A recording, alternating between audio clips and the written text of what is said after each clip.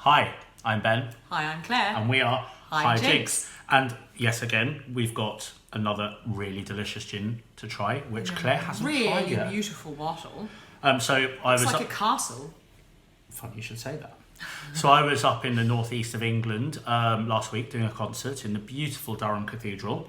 I had a day there, so I thought, what better to do than explore what the local gin scene is like. Durham gin is what we do when we go anywhere.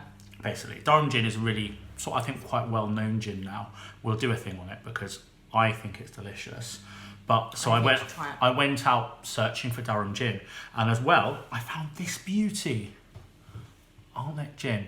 So Alnwick is a bit further north, I think, a bit closer towards the Scottish border, and it's got a kind of a history of coats of armour and all that sort of stuff. It's a bit quite Games of Thrones-y. Yeah, so like Game of Thrones-y, Games of Thrones-y. It's a bit like Winterfell, maybe, you know. Or And I tried it. So I went into the beautiful, beautiful Durham Gin Institute. I wonder what they do in the Durham Gin Institute. It's pretty self-explanatory, isn't it? No idea. Yeah. And I sort of smelt a few things and tried a couple of things. And this is the most individual thing I've tried in a while. Individuality.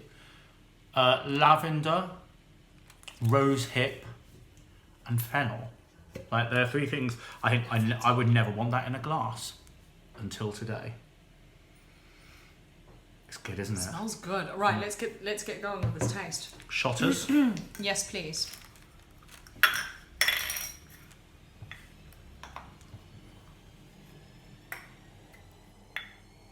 So this will be our neat taste. Oh, it's got a bit of a colour on it. Slight coloration. Yeah, very slightly golden. That's the fennel, isn't it?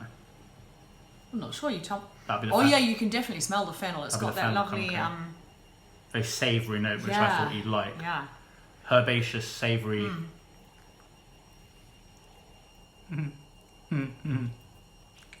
Oh my gosh, I love that. Isn't it It's good? got that melty tongue quality. Really, really, What's the very. percentage on it? Oh, it's a low percentage because normally the melty tongue quality for me happens with Navy strength. Yeah. So it's a very, very quite clever. a low percentage. Very clever gin.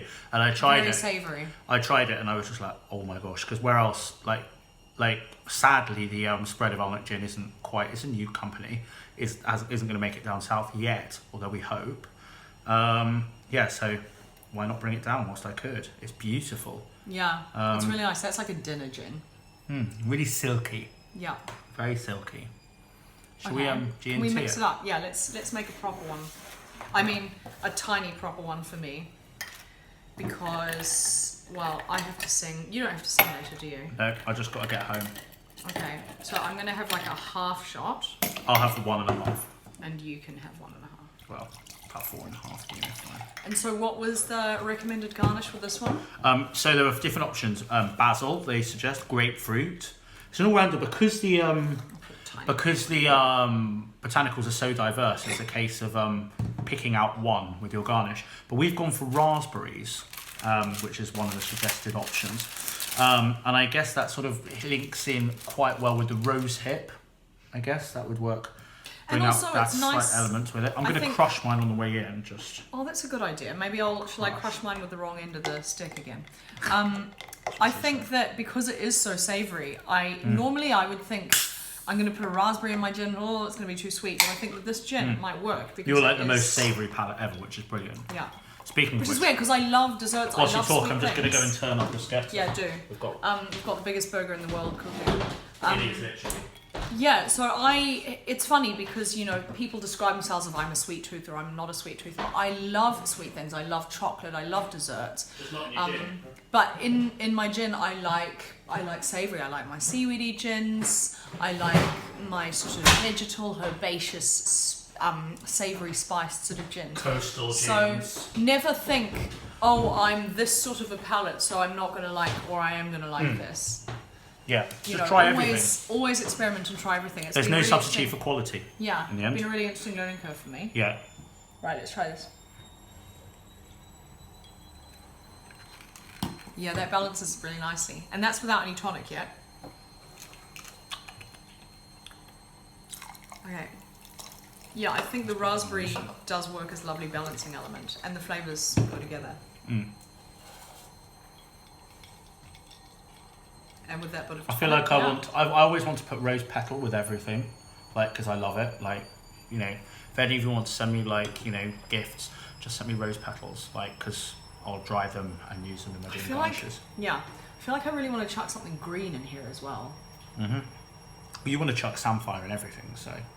Yeah, I mean, I don't think samphire's the answer. Everything, but like samphire's not basil or something. Basil's a suggested garnish, which would make sense. Okay. Yeah. Fennel, basil. But is it wrong to say I kind of feel like I want raspberry and basil? That's not two garnishes I ever would have thought of together, but this particular drink, I feel like if I chucked a basil leaf in there. Raspberry and mint is a classic combination. So perhaps if you were to take the raspberry out and perhaps go like, if you were to go grapefruit and basil, that's a classic. Yeah. Yeah, that like might be the where old bakery garnish. Yeah, it might be where you will go with it. Okay. Yeah. Yeah. Whereas I might go raspberry and mint. I think that's lovely. It's a really nice. That is delicious. It's a really nice. So easy to drink. Yeah. And as I said, I've never experienced a gin. Sorry, I've never experienced a gin of this low percentage that's given me that sort of sensation of the gin melting on my tongue, which is what I normally get from a much higher strength product. And the bottle, it's just a little piece of history, isn't it? Like you want to keep it afterwards. Yeah. And you know, turn it into like, you know, a candle holder or something. Yeah. They're just starting out. Well, I kind of want to find and buy a bottle. They're super brand new.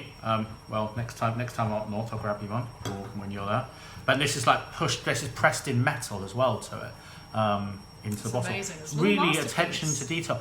And from memory, it was less than 40 quid a bottle, which I think 40 quid is like the benchmark for a bottle of gin. If it's more than that, it has to be really. Yeah, expensive. I think that's on the line of being overpriced. Yeah. Really.